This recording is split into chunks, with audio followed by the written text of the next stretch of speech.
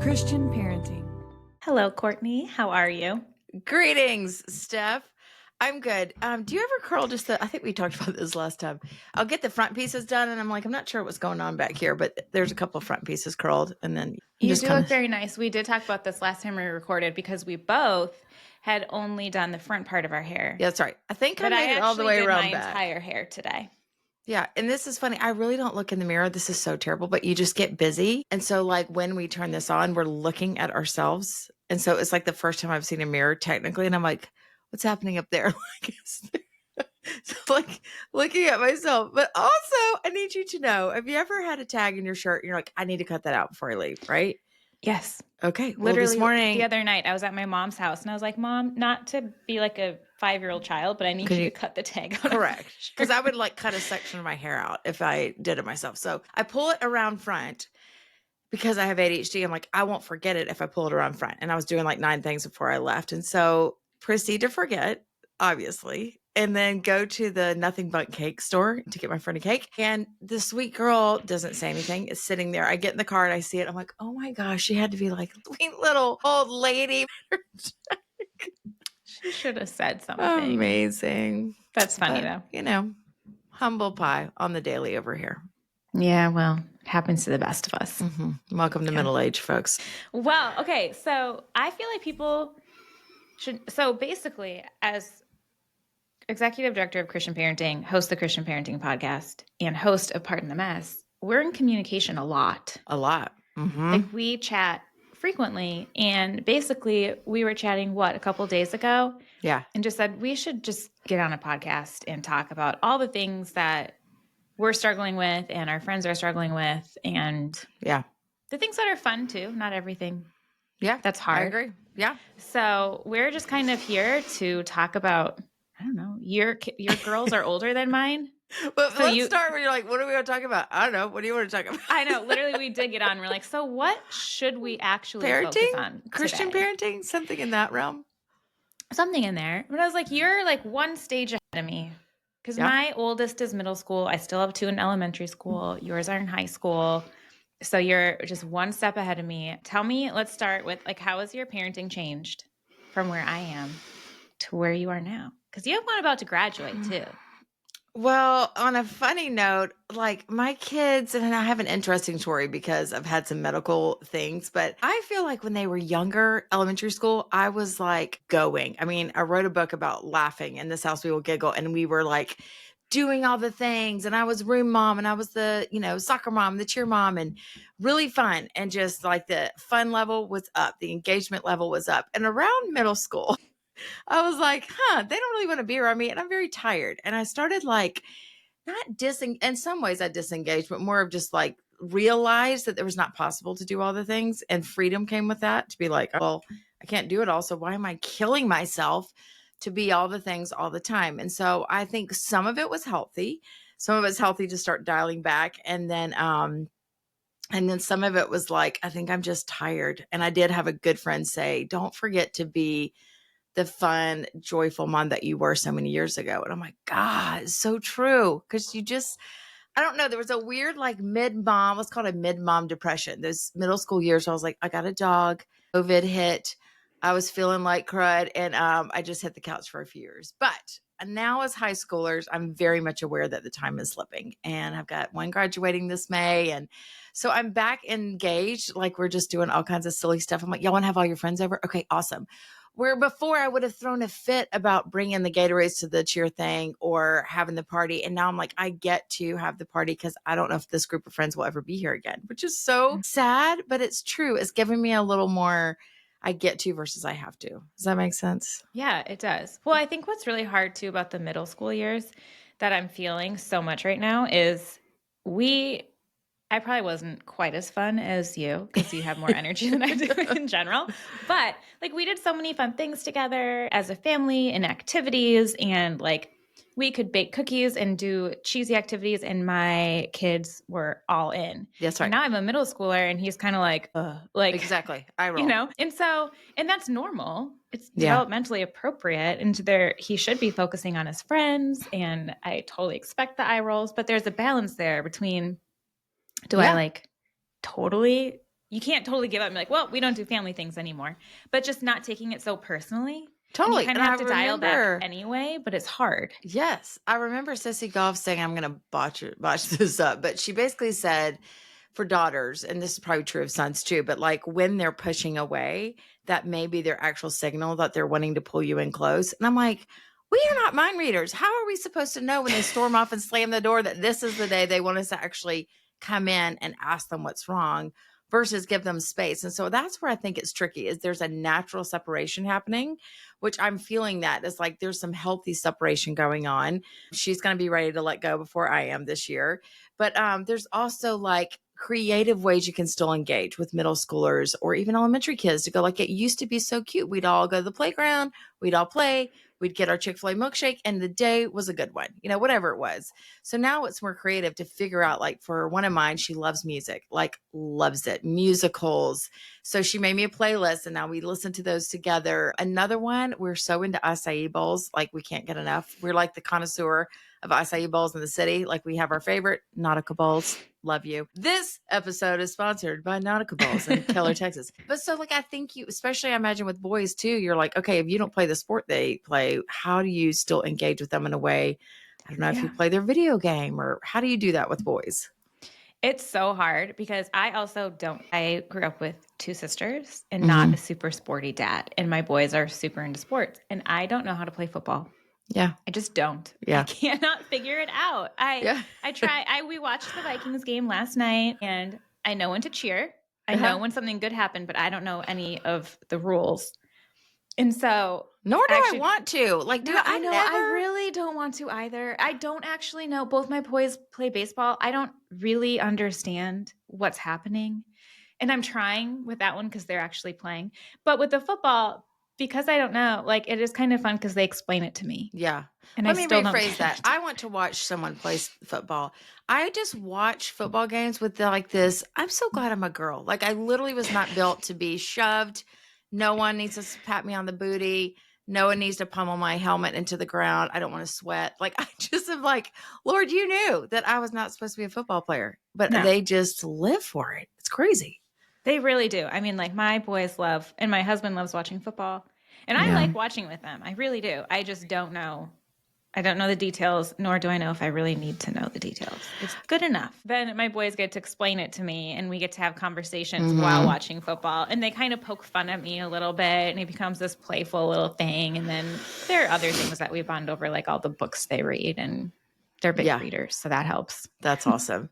Yeah. One of the hard things that happened to me in 5th grade. Okay. So my really good friend, I think I've told this story on one of the podcasts, but it's all right. 5th grade, one of my good friends was their teacher and it was Ella. So it was my first one. And I was still in the phase of like saving her, like if she missed an assignment and checking on the online, thing, like the portal to see like you have missed your math work.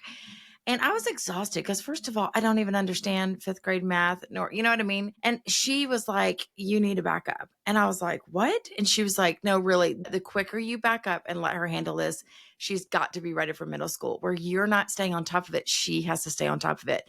That was the biggest gift because it did not dawn on me. Like I thought I'm a good mother if I'm staying on her. And some people struggle with this. I know my sister's son, she's like, if I didn't stay on him, he would have zeros. And then you're like, well, he has zeros, which is really hard to stomach. But I'm like, if you've got middle schoolers or elementary, I'm like, do it now because it doesn't cost. It doesn't go in their transcripts, but they will maybe make a C, right? So are you a hoverer in the schoolwork or have you learned the wise lesson? I sure am. Okay. Okay. It's time. It's time. It's time. I know, Courtney. I know. But then we get the zeros. That's right. That's right. But better a zero in 6th grade than 9th grade when it's on their college. You know what I mean? Like it's counts. Yes. So I did notice and then similar story when they were little, I was one of the 1st grade teachers who's awesome, saw me going down the hall and one of my daughters said, I forgot the paper, cheering. I forgot so I was like, okay. And you want to rescue. And she looked at me behind her and was like, don't go get it. And I'm like thinking this sweet little baby's 1st grade and she's crying. And she said she won't forget him again. And so that was so hard. I remember literally getting in my car feeling like this is what I'm here for. This is why I have flexibility. And so talk to me about that. How do we balance like when to show up and help them with the thing? Because there's no right way to do it. But There's both are no important, right way to right? do To it. say, I know. Grace, I understand it. I'm helping you versus like, hey, sorry, bud. I got a job too, sis. Right. I know. Well, we were talking about this before we started recording too, is that there is a balance, right? Like I Mm-hmm. told you today, my son forgot his basketball clothes. Yep. And my husband texted me because he brought them to school and was like, Calvin will need his basketball clothes. And I was like, absolutely not. Like, I'm recording a podcast today. I have a Mm-hmm. full-time job. Like, I can't. That's going to take an hour out of my Yeah. day. And we're a month into basketball. The first week of basketball, he forgot it and I brought his stuff because I'm like, Okay. this is new. I actually Fair. forgot to remind you Yeah. that you Yeah. had basketball. And so I'll do it once, like one Yeah. time.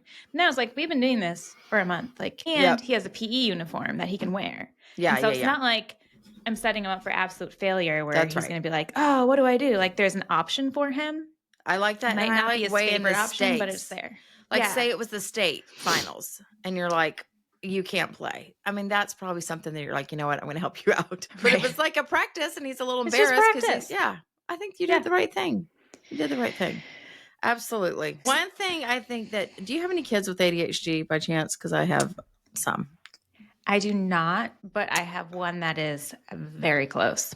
Okay. So if you're listening, and we've had listeners reach out to say, please do a podcast on ADHD. Just know we're working on it. But I think that that is a real tricky thing. And similar to other learning disabilities, or my nephew has autism, my sister didn't know what was like when he was little, what was behavioral and where to discipline him and what was autism and how to give him graces. So that I just want to say can be really, really tricky. So for ADHD, for years, I thought, oh, sweet Ella, she's just a kid. Man, she forgets stuff. She walks right over it. And realizing later, not until she was a sophomore, that she really does have it. And it's like legit, like she will just walk straight out over her keys and be like, does anyone see my keys? And we're like, you just stepped over. I'm like, I don't understand. But all that to say, I think this also is a layer of trickiness when they start forgetting schoolwork to go like, helping them learn systems to go like, I would forget where my head was if I didn't have a calendar. I would forget where I was in life as an ADHD person if I didn't have my notes app. And so helping them, you know, you're helping them and you're guiding them, you're giving them tools, not just say you go from mom controlling it to you're completely in control. How can we ease into it? Does that make sense? Yeah. How have you done that? I think Ellis had to learn tricks, things that are, you know, if she has to take a certain medication every morning, like where I place it and it's become a rhythm and a habit. She also lives by a notes app. And we also have a reset on Sundays that helps us. And it's something that Ron has helped me do. He's very disciplined. And he's like, if you just get your week set on Sunday, you're less anxious, you're less floundering because you look ahead and go. And they've done this to me a million times. Like, hey mom, tomorrow I'm supposed to brief snacks for 20 people. You're like, hello, like, where was that Sunday when I was at Target or whatever? So I think those kind of conversations say, can you get ahead? Can we look at the week ahead and just best you can go ahead and prepare? Don't wait till you have soccer for 4 hours and then you have a test and that kind of thing. So, you know, all those conversations, but there is grace to say, you know what, you know, you had a late night, you know, you fell down on the trampoline and you don't have to study for that thing. I don't know. We have no ideas here. Just good luck. That's what we'll say. Good luck. We're praying. Like we're trying to figure it out too.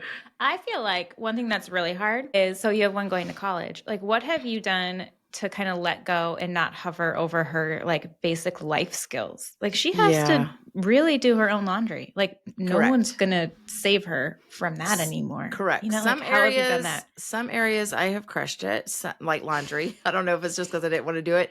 They do their laundry and they've been doing it for years. We say on Sundays, our reset day, if it's not done by Sunday end of day, then I don't even know. We just said, I'm sure there was a consequence, but they just got in the rhythm. That was like, you have to have your clothes done and put up for the week ahead. But there's areas that, so full confession, I had someone say to me, and maybe it was a good friend that was like, do you think you're overparenting? And I was like, overparenting? Like, what the? Because I'd heard helicopter mom. I'm like, yeah, definitely. If there's an extreme towards like, let it all just like fly by the wind parenting versus helicopter, I definitely trend more towards helicopter. So I have to fight this feeling. But I was like, what does over parenting mean? And I think what she was trying to say, like, for example, if there's homecoming drama, I'm trying to get in there and resolve it and fix it and smooth it and make the situation better, when maybe she is the 18-year-old and can figure out her own homecoming plans. And they want that. Like, both of my girls have said to me, can you just let us handle this? And I'm like, because it's out of love. It's out of love. It's out of great intentions, but it actually, as they age can mess things up more with your Yeah. involvement. So I think as she gets ready for college, there's a long adulting list that my friend Jennifer Scott gave me. And we're like halfway there. I'm like, she doesn't know how to change a car tire, but it's on the list. I mean, I feel like some of those things you just got to be baptized by fire and For just sure. figure it out. For sure. Right. Well, here's another example. Okay, forms in the doctors. Nothing makes me more mad, like crazy, than a form in the doctors. And it's like 3 million pages. Now they have the iPads. And so this week she had a question on every single one. And because I was antsy and impatient, I was like, just give me the iPad. And so I threw it all. But the proper thing probably would have been like, hey, you're going to college next fall. You're going to be filling out your doctor form. So get after it. And I'll sit here and answer any questions that you have. So it's practicing. It's also just knowing that sometimes, I mean, I don't know. It's a lot. I feel like, I am an overparenter for sure. Definitely it's hard for me not to be driving to school to bring the basketball clothes. Yeah. I will check teams every night for assignments. We will do all like those things, the practical things. I will fill out the forms mostly because I just want them done. Like the laundry, correct. We're starting that, but it's like, I want things done. Yeah. But I don't feel like I'm an overparenter with the emotional things. Those I'm like, you need to figure that out. Here's some, like, let's ask some questions. Let's figure out that now. You go handle I'm probably your the own reverse. issue. I'm probably less overparenting in practical life, and I'm more parenting in emotions. So teach me, oh wise one. It's probably like boys versus girls too. You know, I Totally. don't know. But I feel like there are so many of us like this we don't realize we're doing it. So what do you think is the root of why people overparent? Well, it's funny. I've been thinking about this. And my friend Sharon Menken, she was on the podcast, I think last year, but she's a mentor of mine. And I was telling her about this. She was like, oh, yeah. I remember when I realized that I was overparenting. She said it was humiliating. And so I was like, oh, do tell. She's like, I was at the doctor, probably like their senior year or junior year or whatever. And I was helping them fill out a form talking about whatever medical issue it was. And the doctor wrote a note in the corner and she saw it. And she said, a mom is controlling. Could you die? I'm like, I was like dumbfounded. I'm like, are doctors making notes about us on the corners of the Probably. They're like, oh, here she is again. What's phobia where you think every time they're sick, I'm like, they have cancer. Like they're probably like, this lady is legit crazy. But so I said, Sharon, thank you for telling me that, because that is the issue. I want to control. Like I'm fearful if they do it themselves, they're going to fall or fail or be disappointed. And then I think if I control it, it'll all turn out neatly. And that's all lies. It's lies. It's like if you look back to your life, Steph, and go, what were the times in high school that I learned, well, I didn't make that team. Well, I didn't get that job, or my boyfriend broke up with me. Like most of the failures is where God teaches you who you are and how strong you are. And we're preventing our kids from experiencing that by hovering and overparenting. But I do think it's age appropriate. Before you feel guilt, I do think it's as time we're letting go of the rope, letting go of the rope. So it's not appropriate for a second grader to be like, hey, fill out the forms and walk to school. Yeah. Yes, totally. And I do think that we're setting our kids up to fail and we don't let them struggle a little bit too. You know, like they're not going to learn how to navigate the world if we're doing it for them. Because what would someone think? Your school friend might think that Steph's a too busy, not present mom because he doesn't have his basketball uniform. But you know that you're helping him learn responsibility. So I think that's another piece of it. You're like, I'm trying to make it all look neat and tidy so the other moms think I'm crushing it out here. Totally. It's a selfish thing too, right? Yeah, we want to look like our family is put together at all times. Yeah. So my mom said and this is something she taught me, but she said there was a time, she said she always wanted her mom's opinion. Mom, what do you think? Mom, what do you think? And she said her mom finally stopped at answering and said, what do you think you should do? And that one statement this year has helped me because Ella really wants my opinion. She likes me. We're at a good place. Like I can see the friendship coming, and she's curious, but she's also frozen in confidence to think like, I'm just going to tell her which outfit is best or what she should say to a friend. And so I'm having to push back on her particularly to say like, what do you think? Because you have a good noggin in there. You have the Holy Spirit. The right thing to do. You probably just need to process it. And so I'm having to sit on my hands, bite my tongue and be like, what do you think? And if she really is my opinion, and we'll banter it through, but at the end of the day, keep giving her the ability and permission to make those choices for herself. Yeah. And I think too, I feel like there has to be a defining moment in your child's life where they realize they have to do something on their own. and we tend to protect them so much that we take those opportunities away. My mom, when I I feel like I just talked about this on the podcast, so I love that's your mom. interesting. But I enjoyed meeting her at that she is luncheon. She's so she is cute. She's so delightful. cute. But she's a very good adult parent. And we've talked about this a lot of like what makes it where you're a really good adult. Like you've been really good at letting go and giving space. And like what was that moment for you that like made it Yeah, good clear to you question. that it was time to let go a little bit? And for parenting me, when I was in 5th grade, I lost a friend. And she sat at home. The school nurse called her and said, Caitlin died. Oh, We're going to tell the kids at like lunchtime. oh gosh. And her first instinct was, okay, I'm going to come get her.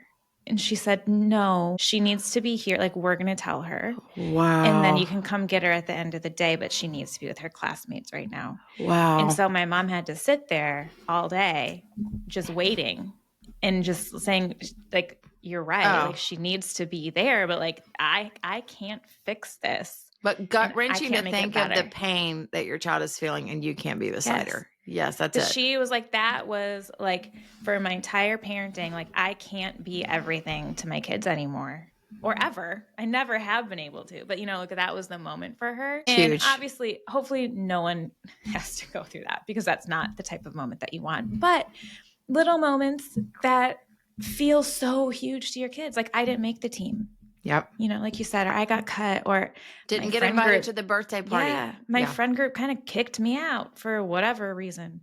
Like all those things are opportunities for parents to let go a little bit. Absolutely. My friend Winter that I used to have a podcast with, and she said, I hope I can get the quote right, but she said, my job is to guide my kids through their problems, not around. And that's what we want to do. We typically want to leapfrog it and just go around and be like, if I just pick them up and we jump past that one, then it's all easier. But it's like, what was learned in the process of those problems is huge for sure.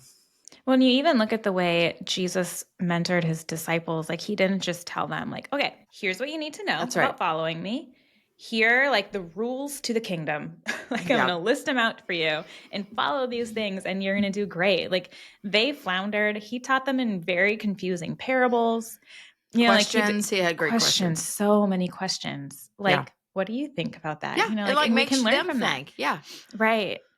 He would do one that was like, what was I reading yesterday? It was kind of like, why would you ask for this when I've given you this? It's kind of like making them think through like, it's a great question. So I think questions can be huge for sure. Yeah. Well, and we're not meant to know it all as parents either. And we can give our kids that false reality. And then eventually it comes tumbling down when they realize we don't know everything, and that is not stable for them.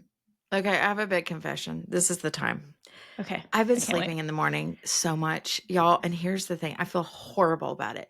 And I feel like it's a dirty secret that people are going to find out that I sleep in. But here's my excuse. So 2020 to 23, I was going after these migraines, headaches, and a neurologist told me like, you need physical and mental rest. And I was like, I took it like an assignment. I'm like, I've never had such good news in my life from a doctor, physical and mental rest. I'm like, great.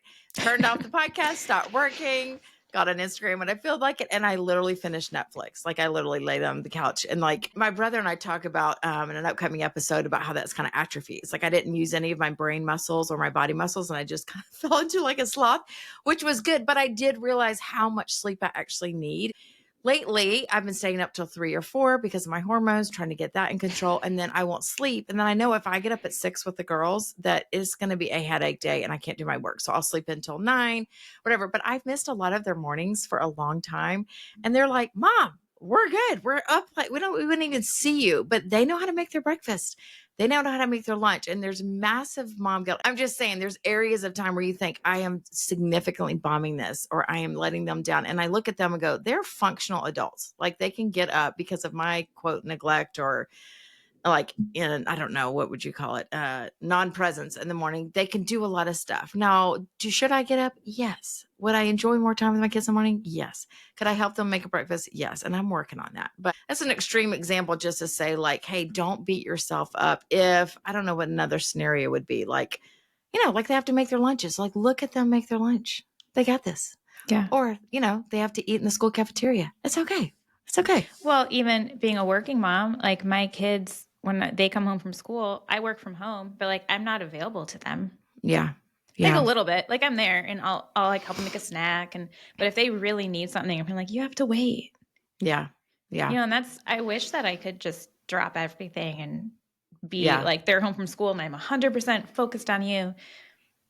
But I just can't. They have a mom who works a full-time job. And so Yeah. they've had to learn after school looks a little different than it did 3 years ago when I wasn't working. That's And right. there's a lot of mom guilt there. For sure. And you have to let that go. I think mom guilt, my mom guilt has changed over the years for sure. Yeah. From Well, like, isn't I'm not doing enough, or I'm not doing it right. Or when they're babies, like I'm doing it all wrong, or they're not reaching their milestones. And then now it's like the working mom guilt. Is it like I'm letting them down, or I'm not being enough, or all that? Yeah, I'm not as present. Yeah. As like I should be. I can't like keep the house as clean as I used to be able to. I can't like be at every field trip. I can't do all the things. Here's a red flag y'all can look for. Let me know if you agree with this. We get to do some cool stuff in our family. And I told them, even if it's gifts or travel or whatever, I'm like, if you're entitled or you're ungrateful, those are two really big red flags for me. So if you talk about a mom's presence, if they are expectant that I'm going to drop everything and be there every time, and they act like entitled or like put off, like there was a time they were acting like I was their 24-hour admin assistant. And like, why would you not bring me Chick-fil-A at 11:10? And I'm like, whoa. And I saw it creeping in there and quickly was like, I bring you Chick-fil-A if I can and if it's a gift. Like, this is not like, so I think we had to have a conversation just to say, like, those are some red flags in my mind that I'm helping too much or I'm overparenting, is when you're treating me a little bit like your admin. That's like, bring this to me and I'll have Chick-fil-A sauce on the side. It's like, whoa, like, yo. So I think those, if you're mostly at home mom or even a working mom, I think having those times where you kind of buck up against it and be like, I would love to do that today, but I'm in a meeting. Or like today, I am going to a birthday lunch with a friend and Larson has to sit at the school for 40 whole minutes and wait for her sister. And she's like, what? I'm like, no, this is my friend's birthday and I got to be there. And so those little things that you've quick feel guilty and go, all right, no, she's 15. She can sit somewhere for 40 minutes. So look for those. Expectant attitude, entitlement, and then just ungratefulness are red flags to me. Yeah. Okay. To like start summing up our time, what are like a few practical things that you think parents can do that have helped you or that you're working on that help you to like not overparent so much? Pause. I think our gut reaction is we love them. I want to help them. I want them to have the best life ever. And so just pause. And I'm preaching to myself. We would say pause before you pounce on anything with an email to a friend. So pause before you react to a request and go, I don't know. Let me think about that. I mean, in the moment, he's like, hey, I'm calling from school. I need my basketball thing. You're going to have to make a quick decision. But a lot of times you can just pause and be like, I don't know. Just take a minute to think through the whole thing if you can. I think pause helps a lot. Well, I think pause also helps with the reactions too, because I can very quickly be like, Kelvin, no, Griffin, stop, like Harriet, stop, and just not be as gentle as I need to be. Yeah, when absolutely. they're requesting something of me. So pausing to make a good decision and to react well is always a good idea. All right, I have another one, affirming. So if Ella makes a decision because it's her decision and I would have done it differently, I would have folded the laundry differently, I would have picked a different shirt, like questioning and critiquing their decisions just eats away at their confidence. So just saying, once you've said, hey, it's up to you. If you mean that, then be like, great choice. I mean, if it was like something wrong, right and wrong, yes. But if it's like a different color than you wanted, if she, bought the present you wouldn't, I'm just like, it's okay. Great job. Or she felt out the form and feels stupid about it. It's okay. Yeah. So that I have to fight against that of like saying it's their choice and then critiquing them. Yeah. I teach Sunday school at our church. I have 3 to 5 year olds and I can't even tell you how many sweet little girls come in and their parents are like, can you tell she dressed herself today? I'm like, I sure can. And she looks adorable and she feels so confident and you should just embrace that. Like just embrace that she feels so good in that Elsa dress and the cowboy boots. And that's the worry of a parent's opinion, that you have to make a disclaimer like, I wouldn't dress my kid like this, just so you know. Like, no judgment on me. I'm actually a very tasteful mom. So and I'm like, nobody thinks that you put your daughter in that mismatched outfit, but everybody thinks she looks adorable and she feels really good. Right. That's right. And so just let it be. That's right. Because someday she's going to wear all Lululemon or something. Right. Or then it's going to be bigger stakes. Like, so they might be choosing polka dotted skirt and a striped shirt, but then later they're choosing friends and you can't just choose their friends for them. And so as you go, the stakes get bigger and bigger to go like, hey, I trust you. Like, I trust you and I'm going to have to let that play out. You know, there's sometimes they switch friend groups and you're like, I don't know. Like, you're like, pray about that one. But at some level, they're going to have to learn discernment on friendships too. Yeah. So start with the close. Mm-hmm. Mm-hmm. I think for me, one thing that has been a game changer for at least my thought life and thinking through parenting and am I over parenting? Where are my boundaries? Sissy Goff did an episode with me and she said, I've actually played it twice because it's so good. But she said, what are 2 things that you're doing for your kids that they can do for themselves? And what Wow. are 2 things that you're doing for your kids that they can almost do for themselves? Great. And stop doing all 4. Wow. I know. In my head, when she was talking, I was like, okay, so stop the 2 and then Okay. ease out of the other 2. And then she said, stop doing all 4. And I was like, wait, what? So good. What about but you think about it, you're like, okay, if I had my kids cleaning their bathroom for a while and then I quit because it wasn't getting quite clean enough. If I had just let them keep going, yeah, they would have figured it out. absolutely. But I prevented them from figuring it out. So hard. So and I hard. have to start over with that whole process. This is so helpful to me to think through. I liked what you said about Sissy. I would just do everything Sissy says. Is that one of our taglines? Whatever Sissy Goff says, we'll just do that.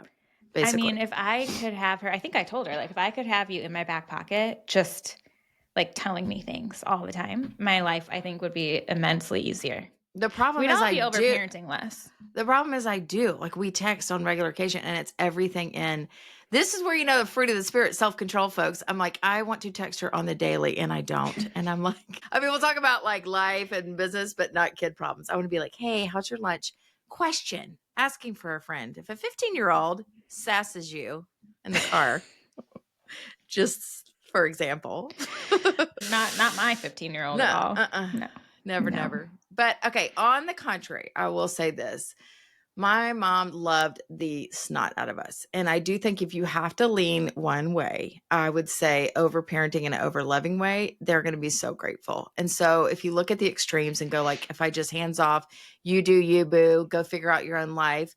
They need guidance. They need boundaries. They need love. They need your involvement. They need coaching. It's just a process. So it's start letting go earlier than you want to. Mm-hmm. And you will see the fruit of that and you'll see this kid blossom. But I do think if you are feeling guilty right now, that go like, you love them. Like, there's nothing more I want to do in my entire life and love these girls well and help be the best mom I can be. And so I think that's the place it's coming from. And so don't hear us say like, just throw your hands up and let them like drive the car. Never drop basketball clothes off again. Please. The kids are like, please help me every now and then. So they'll feel grace through that too. To be like, Mom, I really messed up. Can you help me out? And be like, you know what, bud? Today I can't. I'm actually out and about. Be happy to drive it by. And so that's that discernment piece is going, Lord, we can't tell you how many times or when to do it. But if we're walking in step with the Lord, then you can be like, oh, I felt a nudge and a pause, a holy pause that I should wait. Yeah. And I always go back to also like when I'm planning out my podcast and thinking about everything Christian parenting, I always just think anyone who's dedicating part of their week to listen to a podcast about Christian parenting, like you are a good parent who is loving and trying your best. And you're doing a great, great job. Agreed. And so it's nothing to get hung up on. And it is, I mean, parenting truly is a million little moments of learning to let go. And they're little moments and we're all trying to figure it out bit by bit. And you might let go of something and be like, oops, just kidding. Yeah. I need to rein that one back in a little bit. You know, it's a process and we're all just trying to figure it out. If we had to figure it out, we wouldn't be having this conversation like, wait, how are you overparenting? How am I overparenting? I'm laughing thinking about just boys in showers because I have some nephews that are just like, no, I'm not interested in that. And it's like, you can't physically pick up a teenager and put them in the shower. I mean, just like, you have to shower. Have you smelled your armpit? So those are the little things that get tricky. That's like, it's funny, but it's not. You're like, if I don't, take his fun away, he's not getting in the shower. I mean, these are the things we have to deal with. We had to do that with both our boys, not take the fun away, but those are the moments where I'm like, now we're going to just like speak some real truth. And it was like, someday you're going to go to school and someone's going to be like, ooh, who smells? And you're going to realize it was you. And there's nothing you can do about it. Like, you are stuck there as the smelly kid. So like, and the girl you can you've make had a a crush choice. on is just written you off, buddy. Yeah. So it's like, then you get to make a choice. Do you want to be potentially the smelly kid, or do you want to just spend 5 minutes right now taking a shower? I love it. Like, so good. That's so good. Tough love. I don't know. You probably didn't have to do that with your girls. No, I mean, no, a little bit in like middle school when it's like, it was too much. They have a lot of hair. So just trying to help them figure out a rhythm when, with just mounds and mounds of hair, they didn't want to do it. So yeah, a little bit. I remember one lady said, when they were like little, it's like, hey, when they first start using deodorant or whatever, it's like, don't just like slap water on yourself. She was like, use a loofah, like really scrub. And I was like, that is such a good tip for a young girl. Because if they're just like in the shower, slapping water, they still smell the next day. It's like, no, you need to actually apply soap, scrub it, scrub your armpit, that kind of thing. And that was like an aha for them. They were like, oh, hadn't thought of that. So these are just things you just pro tip for showering, guys. These are things you don't think about when your kids are little. Like, I'm going to have to teach my child how to shower. Right. Yeah. Yeah. But you so much. It's a lot. It's a lot. Yeah. Brush your teeth. It's too much. Floss. It's a whole battle. Who's going to floss? It's a whole battle in my house. Thanks for doing this with me. This is super helpful as I'm still in it and letting go quickly and controlling by nature. So it's good. Yeah. Well, I'm going to be praying for you as you're wrapping up the school year. Thank you, friend. Thank you, friend. I'm really excited for her. It's like really hard tears at the beginning of the year, just that we're here. It's just like, oh my gosh, I love parenting. I love having her in my home. And so she's not dying, but she is going to be moving on to a new phase. And so that's just sad, but she's ready. Like everyone told me, my friends that are older than me were like, they'll be ready. Like you can see the adult in them that's ready to fly. And she is. And so that's a great piece. It's like, I'm not crying over her. I'm crying over, I'm going to miss her like a friend. Like, I just want you beside me and in life and at the dinner table, but, all good stuff. Yeah. Well, thank you for doing this with me. Thank you for just sharing some of your heart. I feel like it's just good to get on here and say, hey, we're real people too. And Free counseling. Free figuring it out. I know we had a little session here, didn't we? Now we just need Sissy Goff with us and we'll be just good to go. That's right. So fun. Appreciate you, Steph. I love, we were laughing early because we're both podcast hosts and I was like, I submit to your authority, but honestly, you are the boss and you do such a good job at leading this whole network and this ministry, and your heart for parents is so much bigger than anything selfish or anything about you or anything about making money. It's like you care about all the parents listening and that comes through in your work. So thank you. Thank you. That's so sweet. And if you guys are listening and you have questions for us, or you have more things that you want to hear about, whether it's questions about overparenting or topics that you want us to cover, just reach out to us. You can email info@christianparenting.org, or you can go onto Instagram, either the Pardon the Mess account or the Christian Parenting account, and just reach out because we would love to hear from you. Yep, absolutely. Yeah. All right. Thank you, Courtney. Thanks. Christian Parenting.